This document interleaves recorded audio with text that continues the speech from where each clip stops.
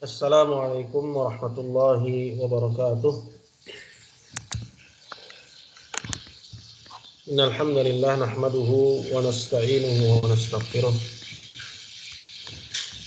Wa na'udzu billahi min shururi anfusina wa min sayyiati a'malina. May yahdihillahu fala mudilla lahu wa may yudlilhu fala hadiya lahu. Asyhadu an la ilaha illallah wahdahu la syarika lahu wa asyhadu anna Muhammadan abduhu wa rasuluh.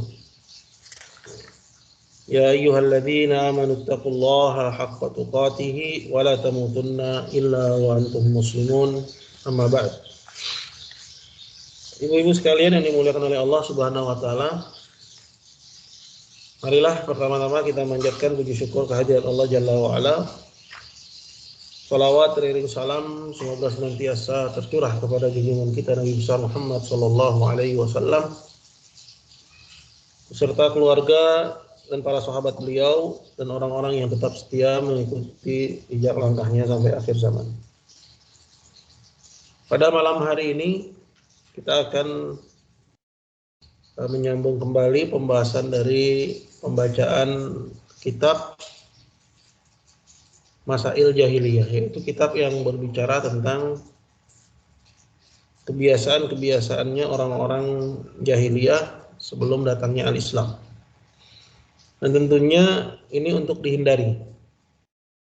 Ya, kenapa? Karena kebiasaan-kebiasaan mereka inilah yang menjadikan akhirnya mereka menolak al-Islam, menolak kebenaran yang dibawa oleh Nabi kita Muhammad sallallahu alaihi wasallam. Di pertemuan kita yang lalu, ini barusan saya dikasih tahu bahwa kita masuk kepada pembahasan yang ke-11. Baiklah, sebelum kita masuk kepada pembahasan yang ke-11 dan juga yang ke-12, di sini penulis menggabungkan pembahasan yang ke-11 dan yang ke-12. Pada pembahasan sebelumnya ini termasuk poin-poin yang penting ya. Yaitu kita mendapati beberapa poin yang mana itu merupakan kasus yang terus berulang. Ya, maksud dari kasus yang terus berulang artinya banyak dari umat Islam yang mereka menolak kebenaran dengan alasan-alasan ini. Ya.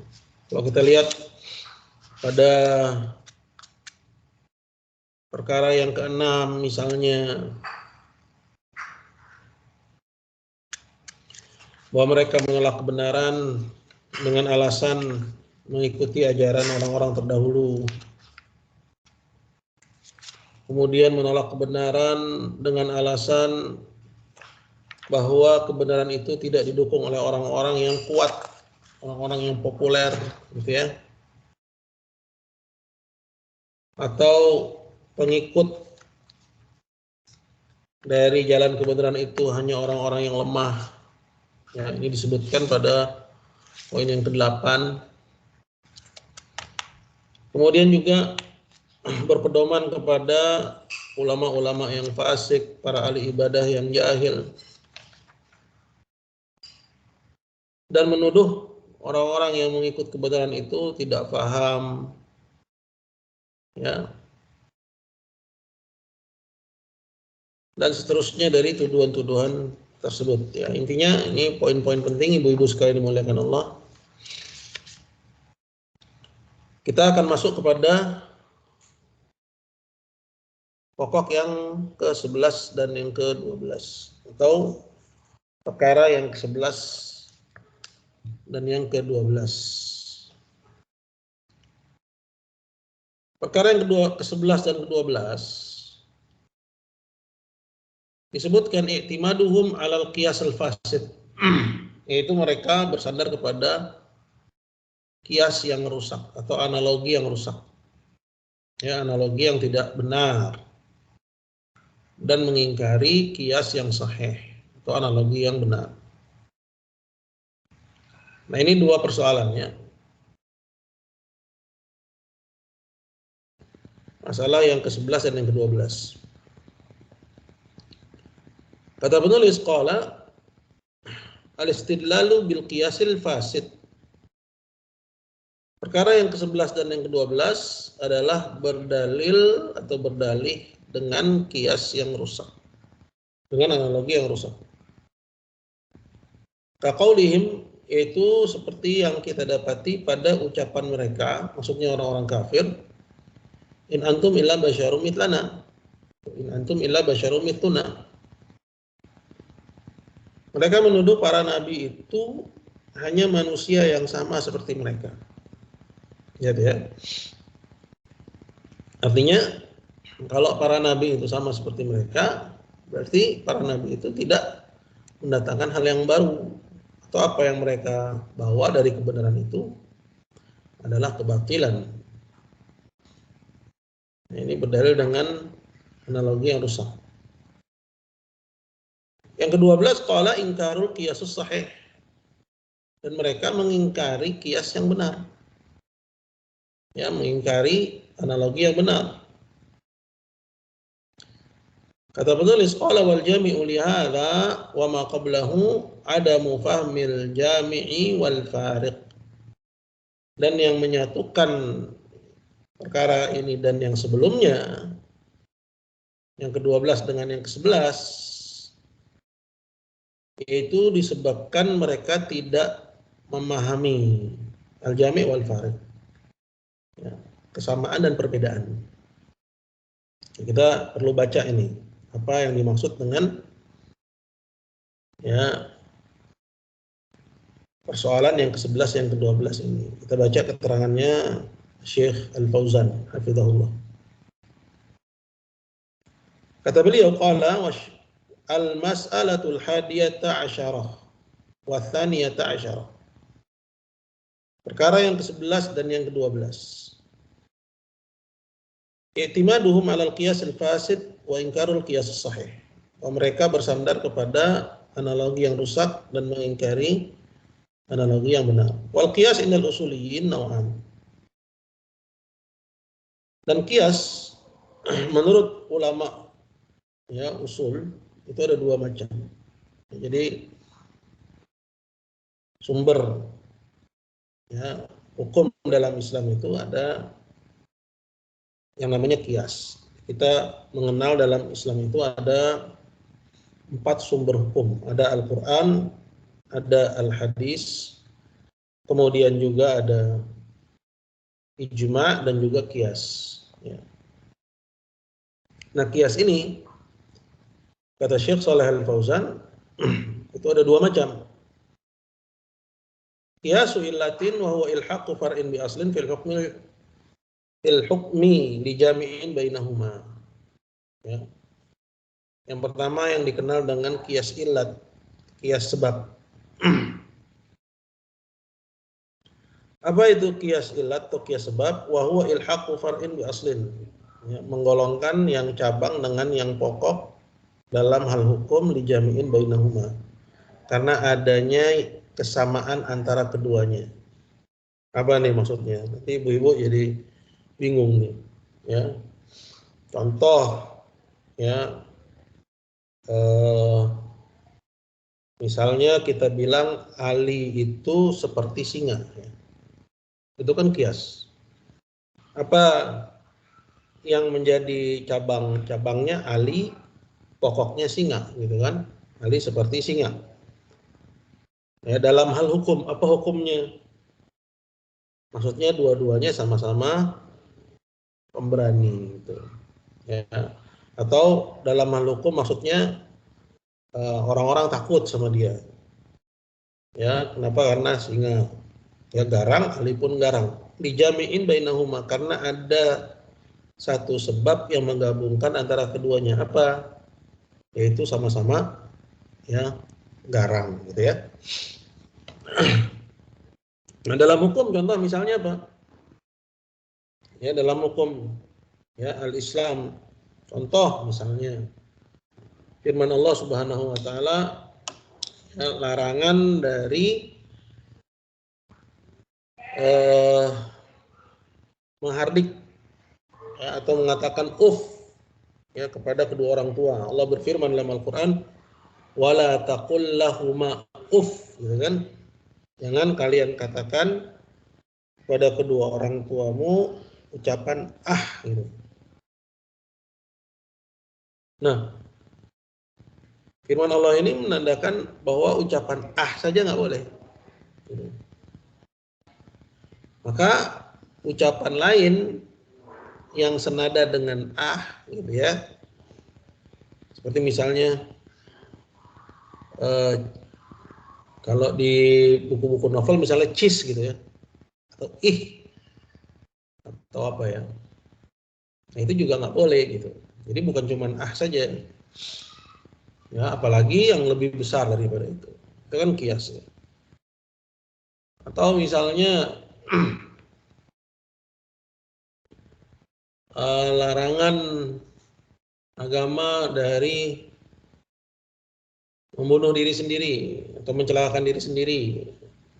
Ya, Allah bilang dalam Al-Qur'an, "Wala tulqu aydiyakum ila tahlukah." Gitu kan? Jangan kalian lemparkan diri kalian pada kebinasaan. Dari situ makanya ulama mengambil hukum haramnya ya merokok. Ya, karena hukum rokok itu nggak ada nasnya. Nggak ada nas dalam Quran, wahai orang-orang yang beriman, sesungguhnya rokok itu haram, nggak ada. Tapi diambil dari mana keharamannya? Dari larangan ya membawa diri kita kepada kebinasaan. Ya, kalau kita bawa diri kita kebinasaan, maka itu nggak boleh. Terus juga para ulama mengambil hukum olahraga-olahraga yang ekstrim seperti panjat tebing. Ya, kalau sampai jatuh itu hukumnya ya dihukumi bunuh diri. Ya, kenapa? Karena Allah Azza wa Jalla sudah bilang wala tulqu aydiyakum ila tahlukah. Jangan kalian lempar diri kalian kepada kebinasaan. Nggak ada tuh larangan wahai orang beriman jangan kalian panjat tebing, nggak ada. Tapi diambil dari apa? Dari kias. Ngerti ya kias ya? Ya, jadi ini disebut dengan kias ilat. Qala fa in ikhtalla syartun min syurutihi fa huwa qiyasun fasid. Kalau nggak sama misalnya. Misalnya dibilang Ali seperti singa, padahal Ali itu bukan pemberani, singa pemberani, tapi Ali itu pengecut, gitu ya. Maka ini disebut analogi yang tidak tepat, gitu. Itu yang disebut dengan kias fasid, kias yang rusak. La yu'tamadu alaihi fi itsbati hukmi minal ahkam. Nggak bisa, ya kias yang rusak itu dijadikan sandaran, ya dalam menetapkan salah satu hukum. Kata Syekh Shalih Al-Fauzan, wah ini masalatun khatirah. Ya. Nah ini persoalan bahaya. Ya, kenapa? Karena banyak orang ya dalam sikap beragamanya itu mengandalkan kias. Ya, mengandalkan kias. Kemudian beliau menukil dari perkataan Ibnu Qayyim. Qala Ibnu Qayyim, "Aktsaru dhalalin nasi innama huwa bisababil qiyasil fasid." Yang banyak menyebabkan orang ya sesat itu disebabkan karena mengambil analogi yang rusak. Wa awwalu man marasal qiyasil fasid iblis. Dan yang pertama kali melakukan ya analogi rusak itu adalah iblis. Lamma amarallahu bisujud li Adam, ketika Allah perintahkan iblis untuk sujud kepada Adam, apa kata iblis? Ana khairun minhu, katanya. Aku lebih baik daripada Adam. Khalaqtani min narin wa khalaqtahu min tin. Kau ciptakan aku dari api, sedang dia kau ciptakan dari tanah. Ya. Jelas ini kias fasid. Ya. Artinya ya argumentasi iblis itu nggak tepat. Ya. Kenapa? Karena baik ya apakah ya Allah ciptakan Adam dari tanah iblis dari api, kemudian malaikat dari cahaya misalnya. Itu bukan ukuran ya untuk ya seseorang itu mengingkari perintah Allah Subhanahu wa taala. Ya, karena dari apapun kamu diciptakan, kamu sebetulnya sama gitu. Sama-sama ciptaan Allah. Tapi iblis malah membedakan dirinya dengan Adam. Ya, menganggap ya, di sini dijelasin sama Syekh Shalih Fauzan, yazumu anan nara khairum minat tin. Artinya iblis itu menganggap bahwa api itu ya lebih baik daripada tanah. Ya. Yang kayak gini juga ada nih di masyarakat kita nih. Ya, yang menganggap bahwa nggak boleh ya misalnya perempuannya syarifah ya nikah sama yang bukan syarifah, atau misalnya maaf kata ya misalnya dia menganggap dirinya darah biru ya nikah dengan yang bukan darah biru, atau menganggap dari suku tertentu ya menganggap nggak boleh nikah dari suku yang lain ya, bukan dengan alasan-alasan yang masuk akal, tapi hanya karena menganggap bahwa dirinya lebih utama daripada orang ya, daripada orang lain. Ini mirip-mirip iblis ya. Mirip-mirip iblis ya, yang bersandar kepada kias yang rusak ya, kepada analogi rusak ya, untuk menetapkan hukum ya, nggak bisa katanya Jawa nikah sama Sunda gitu kan, ini dipegangin banget gitu kan, hanya karena suku. Ini nggak boleh yang seperti itu karena nggak mendasar ya. Wa hadza qiyasun fasid, ini kias yang rusak ya, itu kiasnya iblis itu menganggap bahwa unsur api lebih baik daripada unsur tanah, sehingga ya yang berasal dari unsur api boleh nggak taat sama Allah, kan semuanya disuruh sujud sama Adam, disuruh sujud kepada Adam ya, harusnya dia melihat kepada persamaan. Apa persamaannya?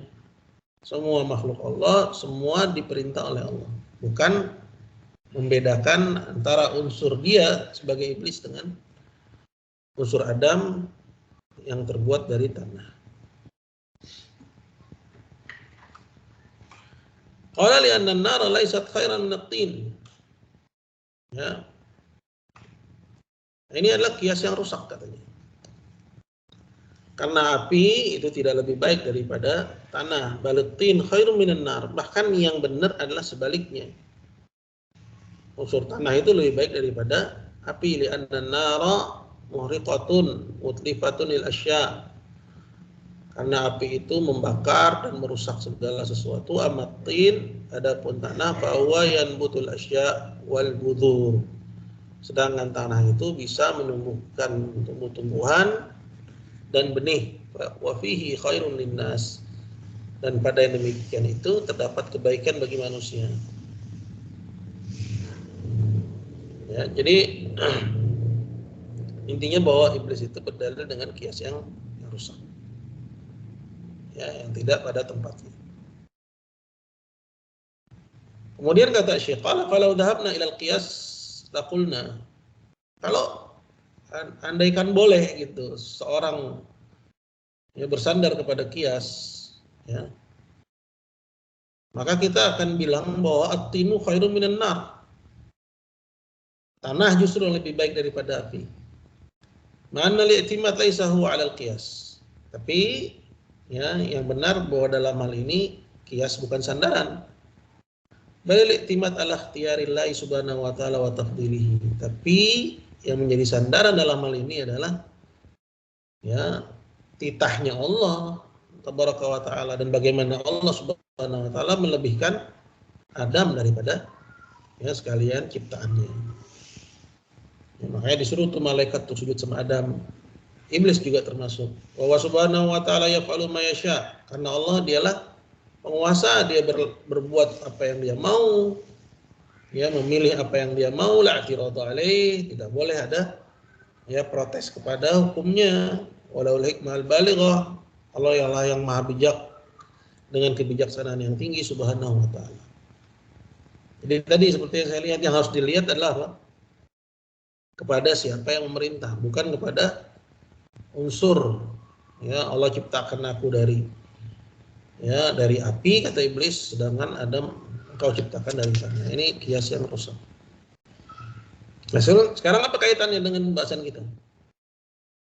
Kata Syekh, qala kadzalikal musyrikun. Orang-orang musyrik ya Mekah qasu hadzal qiyas lama kadzabur rusul. Ya, bahkan bukan cuma orang musyrik Mekah, orang musyrik ya dari semenjak sebelum Nabi. Semua mereka bersandar kepada qiyas saat mendustakan para rasul. Mereka bilang, in antum illa basyarum mithlana.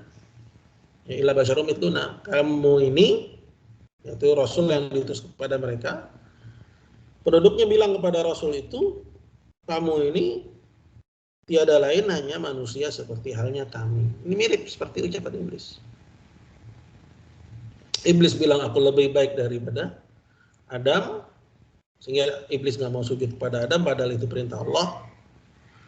Orang musyrikun nggak mau menerima kebenaran yang dibawa oleh para rasul dengan dalih kita ini sama-sama manusia loh. Jadi menyangka bahwa para rasul itu ketika membawa kebenaran hanya pengen dianggap lebih tinggi daripada kaumnya, ya, pengen ditaati, ya, pengen diikuti, biar kaumnya jadi pengikut, sedangkan rasul itu jadi pemimpin, ya. Jadi nggak melihat kepada unsur apa yang dibawa oleh rasul itu. Jadi kan apa yang mereka lihat? Yang mereka lihat, ya, kalau aku taat sama kamu, aku jadi pengikut kamu. Aku di bawah, kamu menjadi pimpinan kami, dan itu nggak boleh terjadi. Kenapa? Karena kami dan kamu sama-sama manusia. Ya. Nah justru ini yang dilihat oleh mereka, sehingga akhirnya apa yang terjadi? Mereka menolak kebenaran yang dibawa para rasul itu. Kata Syekh, qala istadallu bibasyariyatihim ala adami sihhati risalatihim. Orang-orang musyrik Mekah itu ya dalam menolak risalah Rasul yang diutus kepada mereka, sandarannya apa? Kamu kan cuma manusia gitu. Ya, ini jeleknya. Ini yang disebut dengan kias yang rusak tadi. Kemudian li'anna risalata la tasihhu fil bashar bi zamihim. Karena menurut mereka kalau Allah pengen turunin ya yang membawa kebenaran, tentu yang diutus bukan manusia menurut mereka. Harusnya yang lebih tinggi dari manusia. Makanya mereka minta diturunin malaikat. Ya, mereka pengennya apa? Yang bawa risalah dari Allah itu bukan manusia tapi malaikat. Qala wa hadza qiyasun batil, ini kias yang rusak li'anna qiyasun ma'al fariq.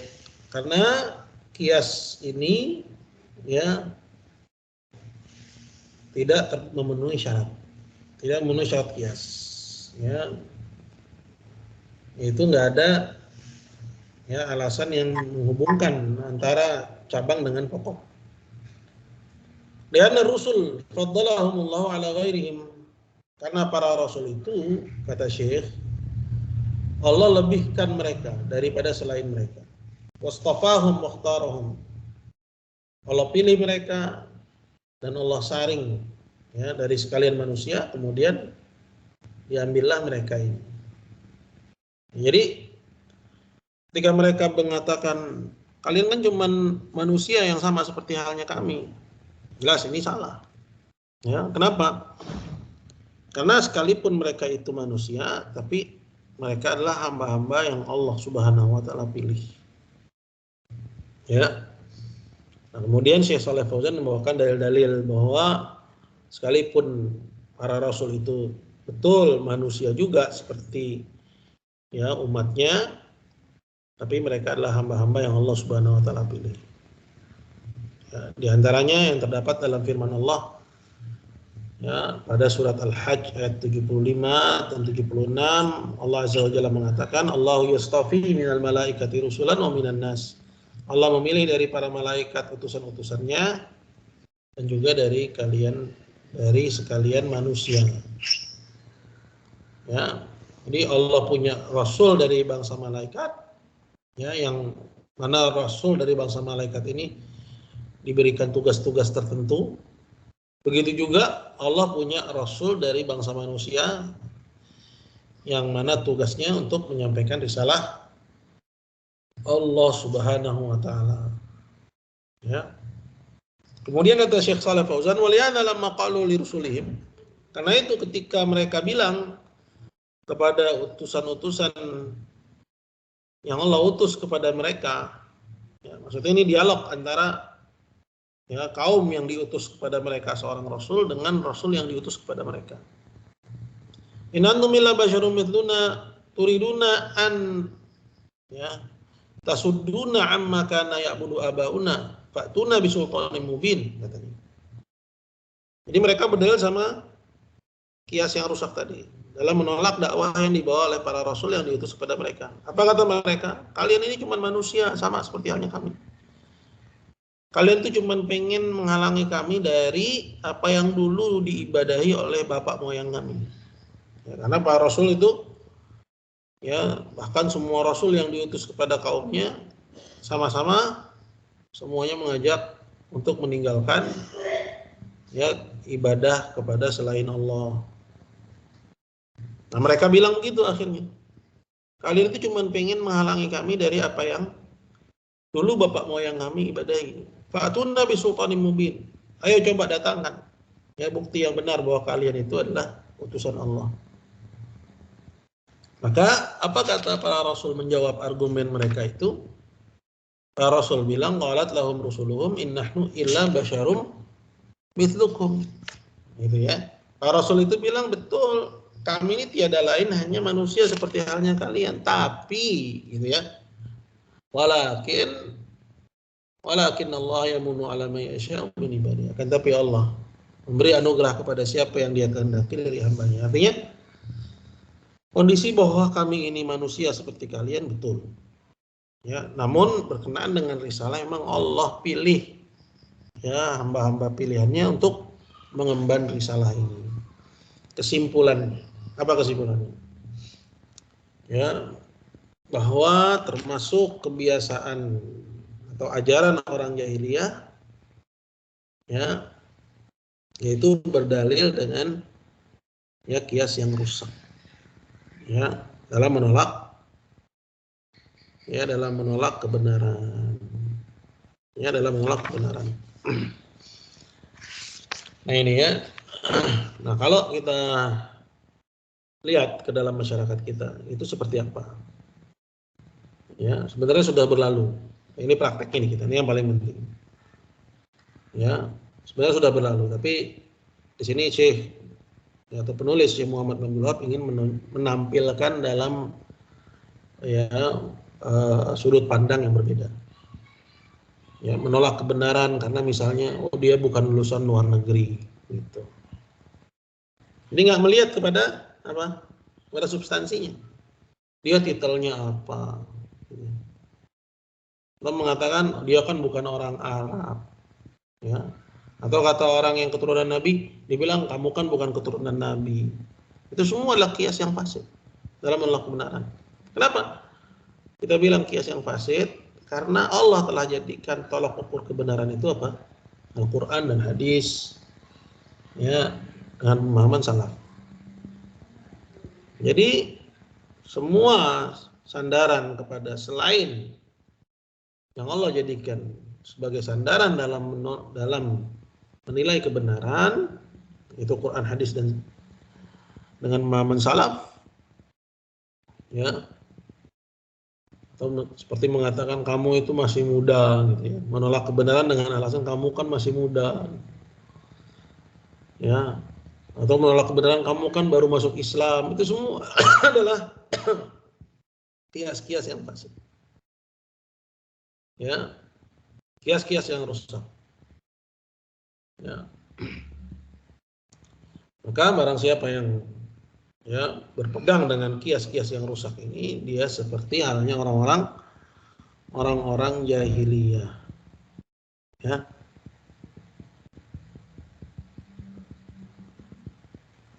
Baik.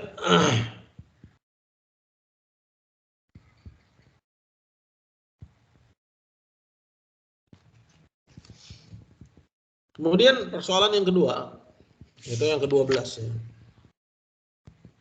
Jadi yang 11 tadi berdalil dengan kias yang rusak, yang kedua adalah mengingkari kias yang sahih. Ini udah pasti. Ini karena berdalil dengan kias yang rusak, maka kias yang benar mereka tolak.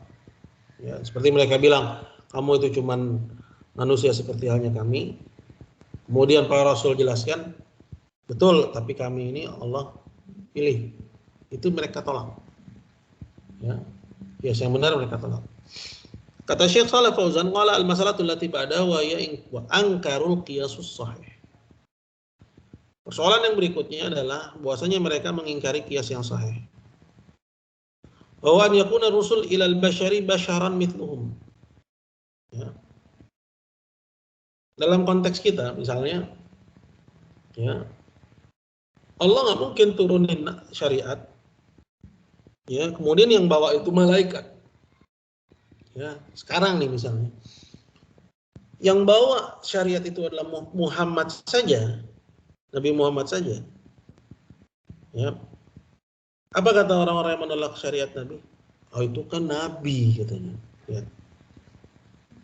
Kita kan bukan Nabi gitu. Jadi apa maksud mereka baru mau mengikuti syariat ini kalau mereka juga Nabi gitu? Aneh gitu ya. Ya. Jadi kalau dulu orang-orang musyrik Mekah itu justru menolak, ya, karena yang membawa syariat ini bukan malaikat.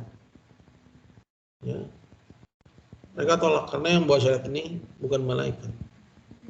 Nah sekarang banyak orang-orang yang mengaku Muslim tahu bahwa utusan Allah itu Muhammad dan dia manusia sama seperti mereka. Mereka masih juga menolak, ya, ya dengan mengatakan, ya itu kan Nabi. Jadi seolah-olah, ya, syariat yang dibawa oleh Nabi Muhammad itu khusus hanya untuk Nabi. Ya, khusus hanya untuk, ya, Nabi. Ya. Ya, misalnya yang paling banyak diberi permisalan itu poligami biasanya. Ya, banyak orang-orang aktivis kesetaraan gender, ya, itu mengatakan, oh ini kan Nabi, kita nggak mungkin ikut Nabi katanya. Karena menurut, ya, otak mereka itu tidak mungkin dilakukan oleh manusia biasa. Nah dalam konteks kita ini, orang-orang musyrik Mekah itu mengingkari qiyas sahih. Ya, jadi berdalil dengan qiyas yang batil, tapi qiyas yang benar mereka justru tolak. Wa huwa an yakuna rusul ilal bashari basyaran. Qiyas yang benar itu, ya, Allah utus kepada manusia juga gitu. Ya, karena nanti kalau Allah utus kepada kita itu seorang malaikat, ya, apa jadinya kiranya? Yang diutus kepada kita seorang manusia aja masih banyak yang bilang itu kan Nabi. Ya. Nanti kalau yang diutus kepada kita malaikat, ya mereka bilang, wah dia kan malaikat, kita manusia. Udah makin runyam lagi akhirnya. Jadi justru, ya, yang sesuai dengan kebijaksanaan Allah, ya Allah utus kepada manusia juga para rasul dari bangsa manusia agar bisa diikuti. Wa yakuna rusul ilal malaika minal malaika. Begitu juga kepada malaikat dari bangsa malaikat, kepada bangsa manusia Allah utus utusannya dari bangsa manusia. Hadza huwal qiyasus sahih. Inilah qiyas yang benar. Makanya ketika orang musyrik bilang, kalian kan cuma manusia seperti kami, itu nggak dibantah oleh para nabi. Ya betul. Ya, kami memang manusia seperti halnya kalian. Ya, tapi itu bukan alasan untuk kalian menolak agama yang kami bawa. Kenapa? Walaupun kami manusia seperti kalian, ya Allah punya hamba-hamba pilihan. Ya, kayak gitu ya. Berkata Syekh Shalih Al-Fauzan, alladzi taqtadihi al-hikmah, yang sesuai dengan kebijaksanaan Allah, wal fitr as-salimah, dan fitrah yang bersih, annal mursal yakunu min jinsil mursal ilaihim, bahwa pihak yang diutus itu harus dari bangsa yang sama, ya, dengan pihak yang ya menerima utusan. Jadi Allah utus kepada manusia ya dari bangsa manusia. La min jinsin akhar, bukan dari bangsa yang berbeda. Ya, bukan dari ciptaan Allah yang berbeda. Allah utus kepada malaikat dari bangsa malaikat, Allah utus kepada manusia dari bangsa manusia. Walladhi hamalahum ala hatainil mas'alatain wal jahal, yang menjadikan mereka akhirnya ya berdalil dengan kias yang rusak, menolak kias yang sahih, itu karena kejahilan mereka bil jami' wal farid. Ya, dengan sebab yang menyatukan dan perbedaan yang memisahkan. Karena kias kan tadi secara pengertian, ya, ilhaqu far'in bi aslin, menggolongkan yang ya cabang kepada yang pokok karena adanya alasan yang ya menyatukan. Ya, baru bisa nih ya kita bilang Ali seperti singa. Kenapa? Karena sama-sama pemberani gitu ya. Jadi yang menjadikan orang musyrikin itu berdalil dengan kias yang rusak, menolak kias yang benar, itu karena mereka ya bodoh terhadap hal ini. Ya. Yang mana sumbernya sebenarnya hawa nafsu. Hawa nafsu yang menutupi, ya, yang menutupi ya, mereka dari bisa melihat kebenaran. Ya, seperti tadi, ya saya katakan banyak orang mengatakan, ya ikuti si fulan, kenapa? Karena fulan keturunan Nabi, gitu ya. Jangan ikuti si Alan, ya, dia bukan keturunan Nabi. Atau fulan Arab, Alan bukan Arab. Jadi menjadikan tolok ukur kebenaran itu bukan kepada tolok ukur yang ya sesungguhnya. Ya. Ini mirip-mirip ya kiasnya orang-orang musyrik. Ya, dia kan ya bukan apa, misalnya bukan lulusan luar negeri gitu ya. Dia kan anak kemarin sore misalnya, dia kan baru masuk Islam, nggak lihat kepada apa yang mereka bawa, tapi ya menolak kebenaran itu dengan ya yang bukan alasan yang benar atau dengan alasan yang tidak benar. Ya, ini poin yang kedua 11 dan 12 ibu-ibu. Ya. Nah, sebentar ibu ya.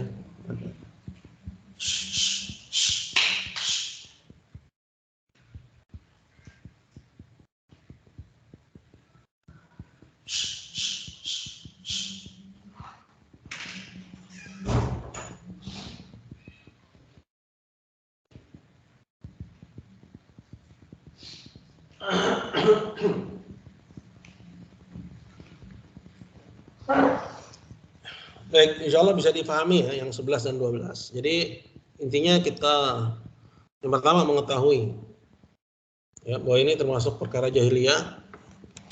Kemudian padanannya di kita seperti apa, dan jangan kita meniru jalan-jalannya mereka. Ya. Kemudian yang ke-13, kita masuk ke yang 13. Al-ghulu bi ahlil ilmi was-salah. Yaitu sikap berlebihan ya dalam menyikapi ulama dan orang-orang soleh. Ya, ulama itu orang yang berilmu, orang soleh itu ya maksudnya orang yang banyak amalannya, ya. Artinya sholah itu kembali kepada agama, kepada ibadah. Tapi kalau ulama itu kembali kepada pemahaman, pada ilmu. Al-masalatu tsalitsata asyar. Tsalitsata asyarah. Perkara yang ke-13. Maksudnya dari perkara-perkara jahiliyah. Qala al-ghulu fil ulama'i was salihin, yaitu sikap ghulu, sikap berlebihan. Dalam menyikapi ulama dan orang-orang saleh.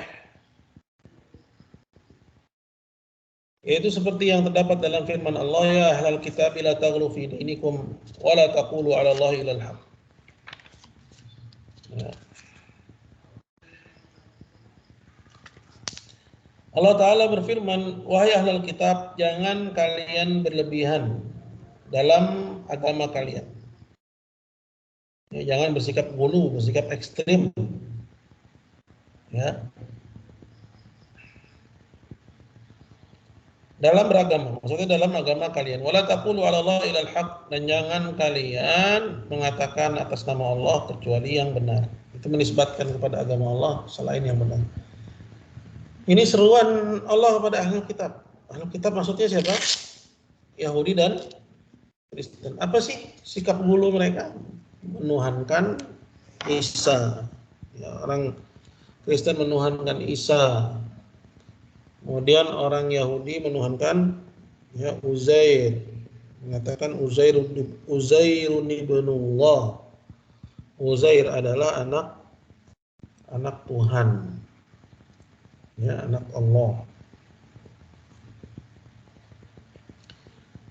Nah, orang-orang kafir dari Yahudi dan Kristen itu sikap mereka ya berlebihan ya terhadap ya orang soleh, karena para nabi itu masuk kategori solihun, ya, orang-orang soleh.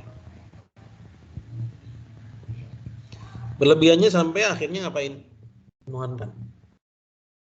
Ya. Jadi justru yang disebut ekstrim itu yang kayak begitu. Ya, bukan yang mengingkari kesyirikan. Ya, ini kan sekarang ya kondisinya jadi dibalik. Justru yang dituduh ekstrim itu orang-orang yang mengingkari kesyirikan. Padahal musyrik itulah orang-orang yang ekstrim. Para ekstremis, ya. Orang Yahudi itu ekstremis sebenarnya. Allah yang bilang ghulu dalam beragama. Orang Kristen begitu juga ghulu, orang musyrik itu juga ghulu. Ya. Sekarang malah dibalik. Orang yang mendakwakan tauhid dituduh mereka lah yang radikal.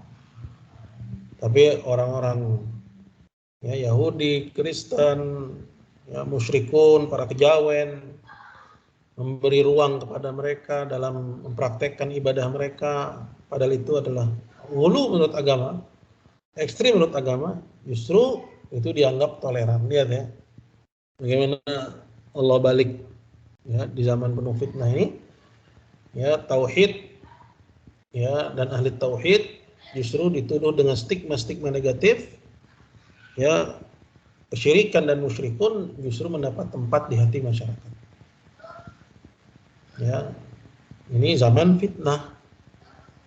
Ya, kalau kita betul-betul dalami, betul-betul pahami kondisi kita sekarang ini, ya kita akan dapati bahwa ahlul haq itu fi ghurbah. Orang yang betul-betul menjalani kebenaran itu dalam keterasingan yang luar biasa.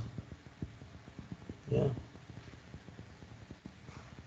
Saya sering bilang bahwa keterasingan itu bukan keterasingan ya laki-laki piara jenggot, kemudian potong pakaian di atas mata kaki, perempuan pakai hitam-hitam, pakai cadar lah, itu keterasingan yang sesungguhnya adalah keterasingan kebenaran, keterasingan tauhid. Dan orang-orang yang menauhidkan, benar-benar menauhidkan Allah Subhanahu wa taala. Kata Syekh Shalih Fauzan, "Qala hadhihi mas'alatun khatiratun wal ghulu ma'nahu fil lugha az-ziyadah 'anil hadd." Dan ini merupakan perkara yang sangat berbahaya. Ghulu artinya dalam menurut bahasa Arab adalah ziyadah 'anil hadd, yaitu ya, suatu yang melewati batas. Ya. Yuqalu walal qadar. Seperti dikatakan ya kadarnya berlebih. Disebut ghulu. Idza irtafa'a fihi al-ma'u bisababil ghalayan. Apabila air itu naik karena banjir.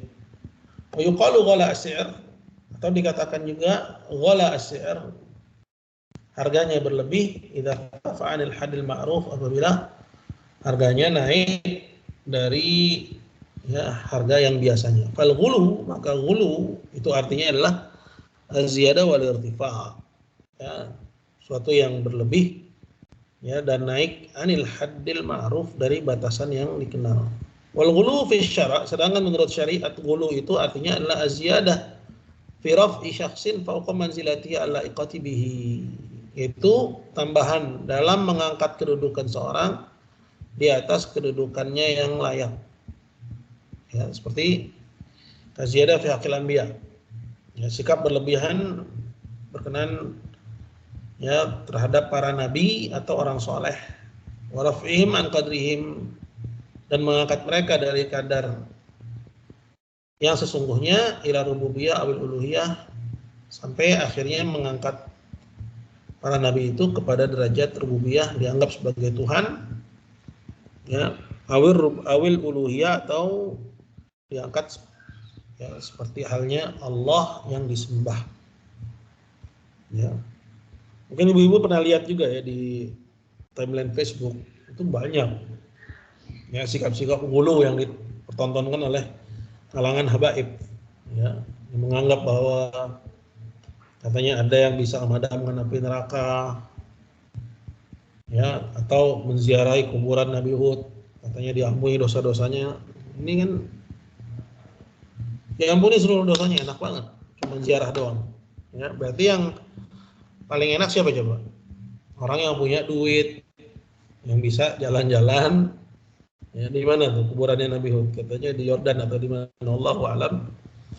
Ya, yang nggak punya duit ya dosanya ya nggak pernah bisa dihapuskan. Yang punya duit pulangkan Indonesia, bikin dosa, pergi lagi ke kuburan Nabi Hud, ziarah, ya habis dosanya.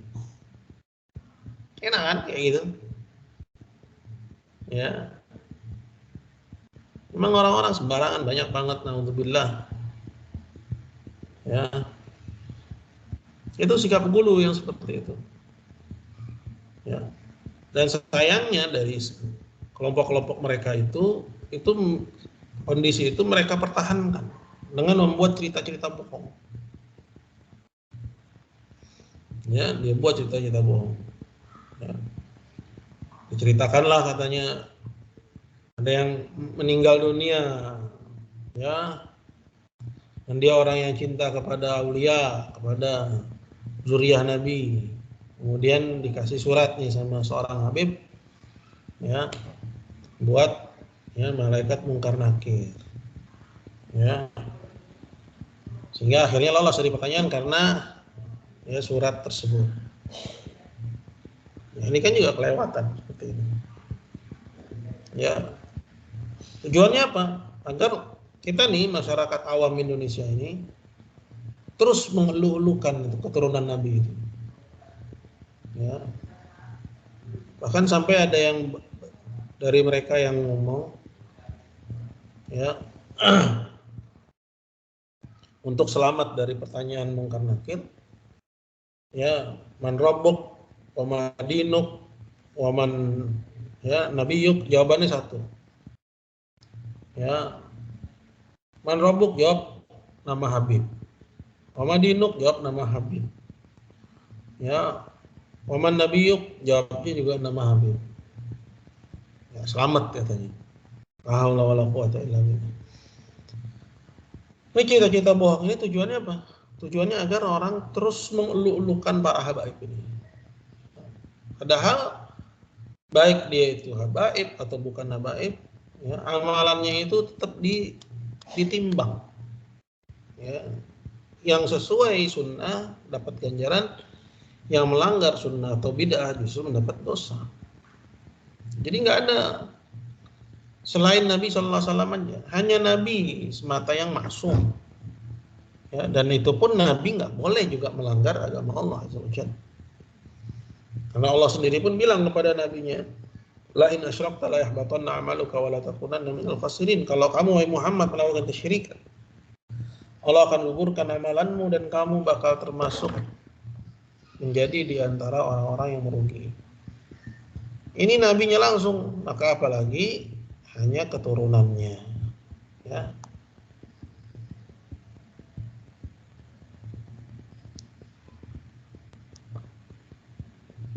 Ya, jadi sebagian orang memang mempertahankan, ya, agar orang lain terus ya berlebihan terhadap ya pihak lain. Dalam hal ini seperti misalnya yang dilakukan oleh para orang-orang yang mengaku sebagai keturunan Nabi. Yang soleh dari mereka kita hormati, tapi bukan berarti juga kita angkat dari kedudukan yang Allah berikan itu sebagai manusia. Ya. Dia lebih kita cintai karena kesolehannya, karena dia keluarga Nabi gitu. Lebih daripada orang yang soleh yang bukan keluarga Nabi. Ya. Adapun yang ya, rusak dari mereka ya sudah berlalu sebelum mereka itu, yang mereka juga rusak dari keluarga Nabi. Ya, seperti misalnya ya Abu Lahab, ya begitu juga ya paman Nabi, ya itu Abu Thalib, ya bahkan kakeknya Nabi Abdul Muttalib misalnya, ya tidak, ya atau yang mata wafat di atas selain ajaran Islam. Nah intinya nggak boleh seorang Muslim itu hulu kepada ulama. Oh, berarti yang dibawa oleh dia itu pasti benar, nggak boleh gitu. Ya. Kebenaran itu tidak akan keluar dari ulama, tapi bukan berarti persen tertentu dari ulama semua ucapannya benar. Tidak akan keluar dari mereka secara umum. Karena kata Nabi SAW, yahmilu hadzal ilm min kulli khalafin uduluh. Yang memikul agama yang benar ini dari setiap generasi adalah orang-orang yang adil, para alim ulama. Artinya kebenaran itu nggak akan keluar dari para ulama secara umum, ya. Bukan berarti persen-persen dari mereka itu ucapannya selalu benar, tindakannya selalu benar. Ini dua hal yang berbeda yang harus kita pahami. Ya, jadi menganggap bahwa semua yang diucapkan, yang dilakukan oleh seorang alim itu sudah pasti benar, ini sikap ghulu. Qala fa'alul jahiliyati ghalau fil ashkhas. Orang-orang jahiliyah dulu mereka ghulu terhadap person-person. Hatta rafa'uhum an qadarihim, hingga akhirnya mengangkat ya person-person tersebut dari kadar yang sebenarnya. Ila an ja'aluhum arbaban min dunillah, hingga akhirnya mereka jadikan person-person itu sebagai Rob, sebagai Tuhan-Tuhan di samping Allah. Kama qala al-Yahud fi Uzair, seperti orang Yahudi yang ghulu, bersikap berlebihan terhadap Uzair. Waqalu huwa ibnullah, mengatakan Uzair itu anak Tuhan. Kama qalatin Nasara wa rafa'u Isa, juga seperti halnya orang Kristen yang ghulu sehingga mengangkat Isa putra Maryam ya minal basyariyah wa risalah ilal uluhiyah, dari sebenarnya Isa itu hanya manusia dan rasul, hamba Allah dan rasul Allah, diangkat ya ke derajat ya Tuhan dan mengatakan huwa ibnullah, bahwa Isa itu adalah anak Tuhan. Wa kadzalika qaum Nuhin lamma ghalau fis salihin, begitu juga kaum Nuh yang bersikap berlebihan terhadap orang soleh, membuat gambar-gambar mereka, patung-patung mereka, kemudian mengibadahi mereka di samping Allah dan mengangkat mereka dari derajat ya, manusia kepada ya tingkatan uluhiyah, pada tingkatan Tuhan, seperti yang Allah ceritakan dalam surat Nuh. Faqalu la tadharunna aliyatakum wa la tadharunna waddan wa la suwa'an wa la yaghutha wa ya'uqa wa nasra. Ya. Kaumnya Nuh ini saling berwasiat di antara mereka dan mengatakan kepada sesama mereka, jangan sekali-kali tinggalkan Tuhan-Tuhan kalian, terlebih khusus Wad, Suwa, Yaghuth, Ya'uq dan Nasr. Ya, ini dijelaskan oleh Ibnu Abbas bahwa Wad, Suwa, Yaguth, Ya'uq, dan Nasr ini nama-nama orang-orang soleh di kaumnya Nuh. Ya. Kemudian kaumnya hulu pada mereka hingga akhirnya menyembahnya. Ya, seperti yang dilakukan oleh orang-orang di luar Islam, dari orang-orang Yahud, orang-orang Kristen, orang-orang ya Hindu, Buddha maksudnya, yang menuhankan ya tokoh-tokoh mereka, pahlawan-pahlawan mereka. Ya, apalagi panglima-panglima perang mereka, bahkan tukang masak ya, karena dianggap hebat dijadikan dewa masak, disembah di samping Allah Subhanahu wa taala. Asalnya apa? Asalnya manusia. Ya, namun ya dilulukan sedemikian rupa hingga akhirnya disembah di samping Allah Subhanahu wa taala. Ini perkara yang ke-13. Ya. Apa ya, Bu? Sebentar.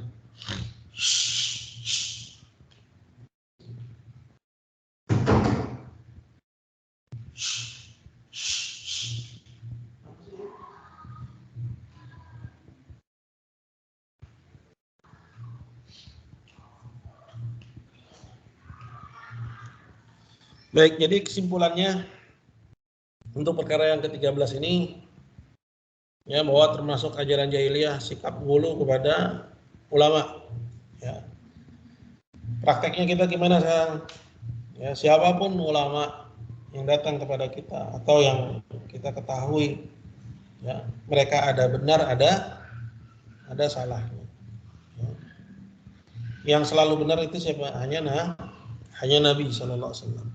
Betul bahwa kebenaran tidak keluar dari sekumpulan ulama itu, tapi bukan berarti persen-persen dari mereka itu pasti benar.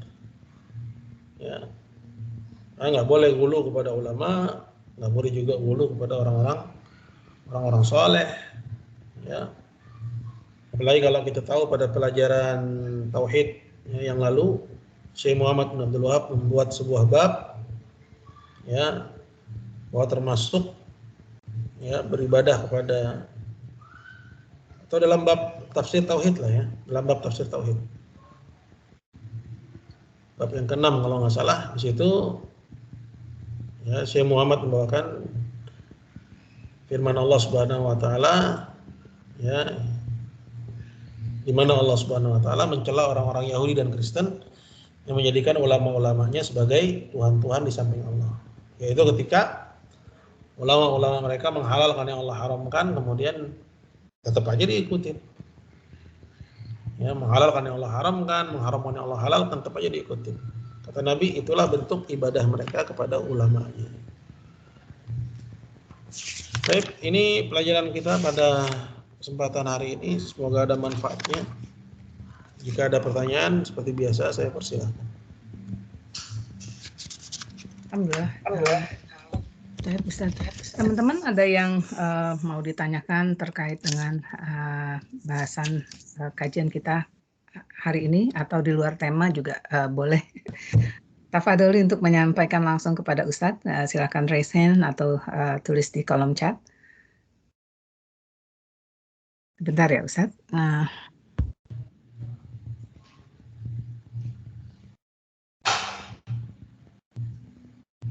Boleh bertanya, Iya, tafadholi Ukti Nurul ya. Iya. Ya. Tafadholi. Iya, Assalamualaikum warahmatullahi wabarakatuh, Ustaz. Waalaikumsalam warahmatullahi wabarakatuh. Ini Ana baru dapat teks dari adik Ana, Ustaz, dari sekolah SMP yang di Indonesia.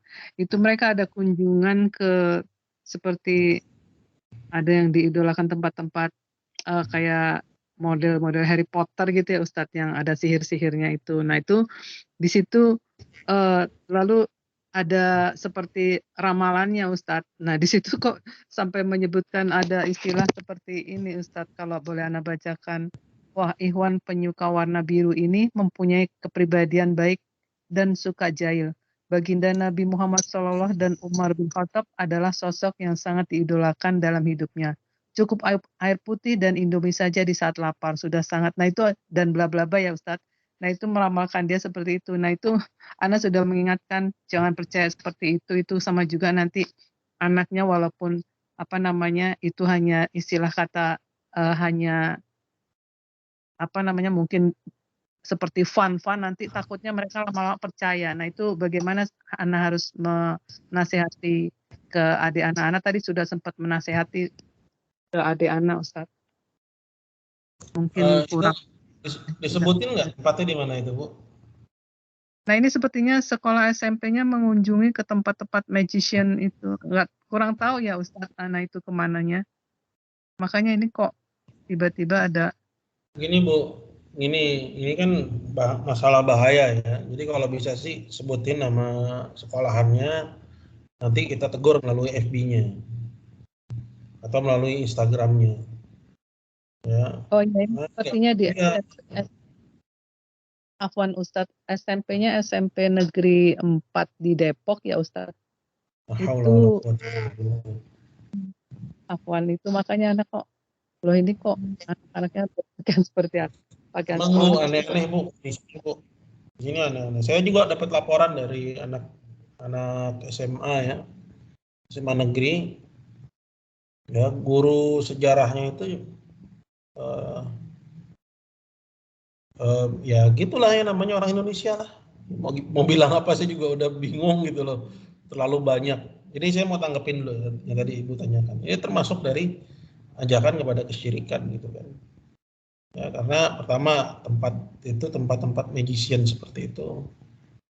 Ya, magic atau apalah yang ya serupa dengannya itu pada asalnya adalah sihir gitu kan. Sihir jelas kekufuran kepada Allah. Kemudian ada lagi ramalan di situ. Ramalan itu juga kekufuran kepada Allah Subhanahu wa taala. Ya, jadi apa yang diharapkan dari anak-anak sekarang? Mereka pintar tapi mereka akidahnya hilang. Ya, pintar tapi akidahnya hilang. Mungkin dia menjadi orang hebat nanti di masa depannya. Nanti Islamnya hanya merasa saja. Jadi emang seharusnya diberitahu dan diperingatkan dengan tegas bahwa yang demikian ini sangat berbahaya terhadap akidah kita sebagai seorang muslim. Di Indonesia ini ya itu luar biasa. Ya, jangan di Indonesia, bahkan di negeri-negeri Arab seperti misalnya Mesir atau negeri-negeri yang memang punya sejarah Islam, ya mungkin juga Turki dan yang semisalnya. Hal-hal seperti ini juga menjadi satu hal yang lumrah. Ya, menjadi tontonan, menjadi bacaan, menjadi hanya sebatas hiburan, tetap walaupun cuma sebatas hiburan, ya ini bukan hiburan yang layak. Kenapa? Karena dia merusak akidah. Iya sebisa mungkin Ibu sampaikan. Tadi SMP Negeri 4 ya, Depok ya? Iya, SMP Negeri 4 Ya, Depok. barangkali nanti saya bisa cek nanti. Ya, semoga kita bisa kasih teguran. Barakallahu fiik. Baik lagi. Tafadholi, kalau yang ada pertanyaan ini silahkan langsung tanyakan ke Ustadz. Baik Ustadz Ana, ini ada pertanyaan titipan Ustadz, satu keluarga yang ayahnya sedang sakit keras gitu Ustadz. Anak-anaknya sudah dewasa dan mengaku muslim semua gitu ya, tapi belum pernah terlihat misalnya sholat atau puasa seperti itu Ustadz. Nah si ayah khawatir bagaimana nanti kalau misalnya dia wafat, apakah anak-anaknya ini harus sebelum menyentuhnya atau menyolatkannya harus bersyahadat lagi gitu Ustaz. Barakallahu fikum. Jadi ini kabar dari ayahnya. Ya ayahnya sakit keras, anak sudah dewasa semua dan mengaku Islam tapi tidak pernah sholat, tidak pernah puasa gitu Ustaz. Sedangkan kalau meninggalkan sholat Jumatnya 3 kali berturut-turut untuk anak laki sudah ya Islamnya tertolak gitu ya Ustaz. Nah, bagaimana gitu dia menghadapi anak-anaknya seperti ini? Apakah nanti dia akan berwasiat gitu kalau misalnya dia meninggal, anaknya ini harus syahadat dulu untuk bisa menyolatkannya gitu, atau gimana Ustadz? Mumpung masih hidup, Mumpung masih hidup ya. ya, Sekarang kan masih hidup. masih hidup ya. Suruh anak-anaknya tobat, sholat. Kalau nanti misalnya mereka ya ternyata enggak juga sholat, ya mereka gimana mau nyolatin orang tuanya? Ya, karena statusnya mereka kafir. Ya, dan orang tuanya bertanggung jawab nanti di hadapan Allah Subhanahu wa taala. Ya, jadi sekarang dari pertanyaan saya pahami bahwa orang tuanya masih hidup. Masih hidup ya Ustadz. Ya, dari sekarang peringatin anaknya untuk sholat. Nggak boleh ninggalin sholat yang wajib. Ya, nanti datang Ramadan, puasa.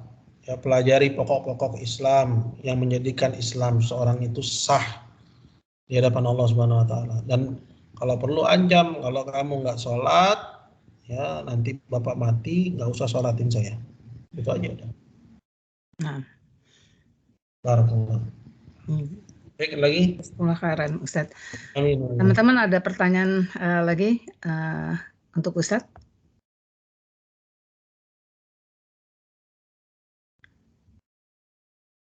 Afwan Ustadz, masih ada waktu Ustadz untuk pertanyaan titipan. Ya, ini berkenan dengan batasan aurat Ustadz.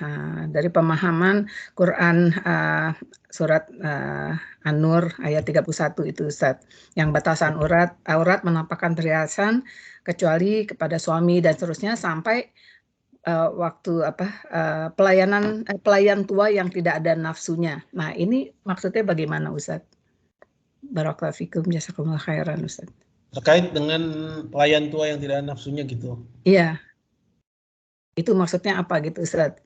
Itu satu. Terus kedua, berkaitan dengan aurat juga Ustaz, bagi perempuan,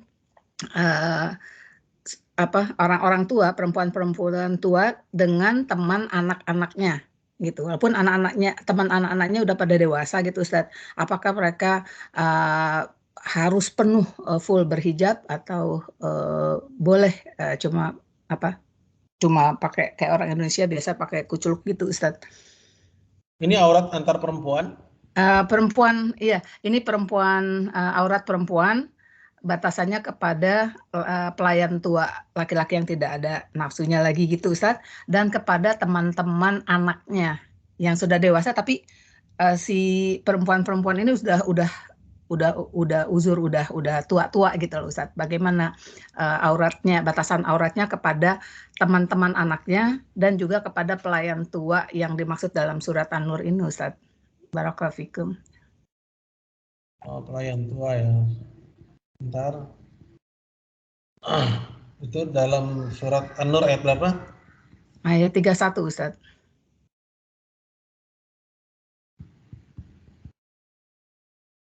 Bentar, saya lupa ayatnya. Wattabi'ina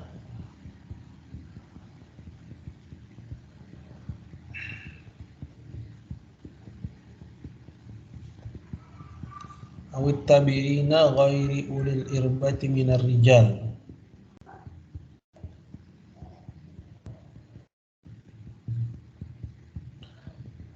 Baik. Saya pending ya Bu ya mengenai jawaban untuk masalah ini untuk biar lebih tepat lagi karena saya perlu baca dulu ini tentang yang dimaksud dengan at-tabi'ina ghaira ulil irbati min rijalikum yang Ibu sebut sebagai pelayan tua itu. Ya, adapun kalau selain itu yaitu seperti misalnya ya aurat sesama wanita, ya aurat sesama wanita itu batasannya anggota wudhu, ya anggota wudhu itu yang boleh tampak. Di luar itu nggak boleh tampak. Ya, baik dia itu sudah usia atau masih remaja. Intinya antar wanita itu yang boleh tampak hanya anggota wudhu. Ya. Nah, kemudian adapun terkait dengan yang tadi disebutkan ya pelayan tua itu nanti ya saya minta waktu, insya Allah pertemuan yang akan datang nanti mohon diingatkan. Nah, Ustaz. Ya, Insya Allah. mohon diingatkan untuk kita jawab. Barakallah. Wafikum barakallah. Alhamdulillah, teman-teman masih ada lagi yang mau ditanyakan kepada Ustadz, bisa bertanya langsung dengan raise hand.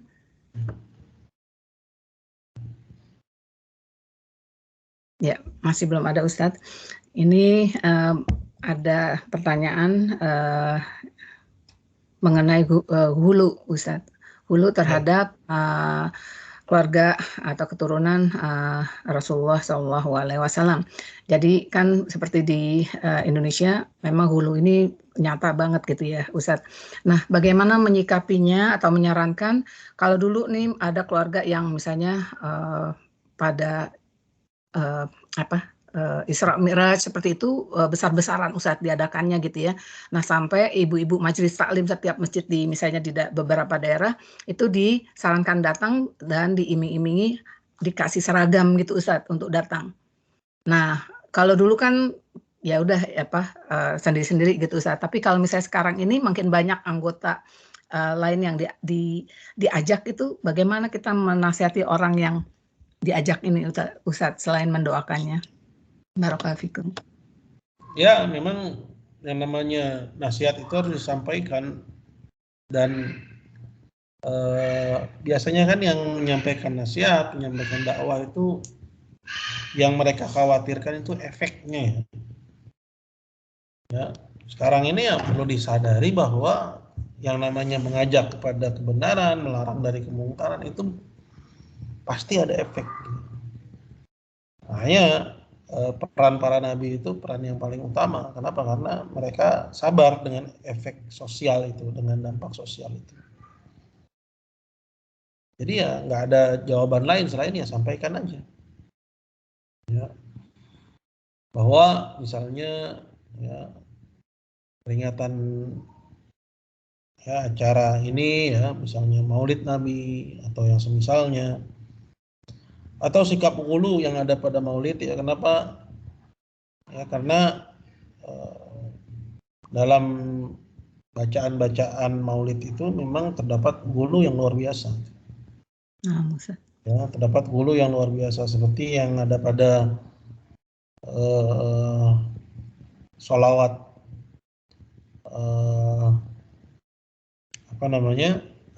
burdah yang mengangkat Nabi ke derajat bahkan lebih tinggi daripada Allah Subhanahu wa taala. Ya, jadi kan mereka nggak paham itu. Kalau nggak ada yang ngasih tahu, siapa yang mau ngasih tahu? Jadi justru kita lihat ya kesempatan ada anggota keluarganya yang tahu ya sudah ambil resiko. Ya, terkait dia terima atau tidak terima. Ya, biar Allah Azza wa Jalla yang berperan di situ. Kita cuman sekedar menyampaikan. Barakallahu fiik. Nah, jazakumullah khairan Ustadz atas jawabannya. Teman-teman masih ada pertanyaan lagi untuk Ustadz. Mengingat ini juga sudah makin larut di tempat Ustadz. Afwan Ustadz ini. Ya, nanti untuk jadi PR ini surat Nur An-Nur ayat 31 ini Ummahat ya. Baik Ustadz, belum ada pertanyaan lagi Ustadz. Ya. Tafadhol Ustadz untuk menutup kajian dan memberi kami ya masukan atau tips. Jadi untuk yang surat An-Nur itu kaitannya dengan tafsiran ya ghairu ulil irbati minar rijali. Ya, minar rijal ya, pada ayat itu. Tadi kan diartikan laki-laki yang sudah tidak memiliki syahwat. Ini siapa nih? Apakah emang artinya hanya seperti itu? Ya, jadi kita perlu lihat nih. Ya, apakah laki-laki yang bolak-balik di rumah dan mereka misalnya sudah tua, sudah uzur juga, kemudian boleh menampakkan aurat kepadanya, atau sebenarnya lebih spesifik gitu kan, ya, seperti misalnya yang dimaksud ya adalah golongan khusus, ya, nanti kita lihat tafsirnya. Baik ibu-ibu sekalian muliakan Allah Subhanahu wa taala, alhamdulillah pada malam hari ini kita telah mengambil kelanjutan dari pembahasan masail jahiliyah. Kita mengambil poin-poin dari perkara-perkara jahiliyah itu tentunya yang pertama agar kita tahu, kemudian yang kedua agar kita bisa mempraktekkannya dan menghindar agar tidak ya terjatuh kepada pelanggaran yang sama yang dilakukan oleh orang-orang jahiliyah dulu. Baik, ini aja yang bisa saya sampaikan pada kesempatan pada malam hari ini. Semoga ada manfaatnya. Kurang lebihnya saya mohon maaf. Subhanallah wa bihamdik. Asyhadu an la ilaha illa anta astaghfiruka wa atubu ilaik. Assalamualaikum.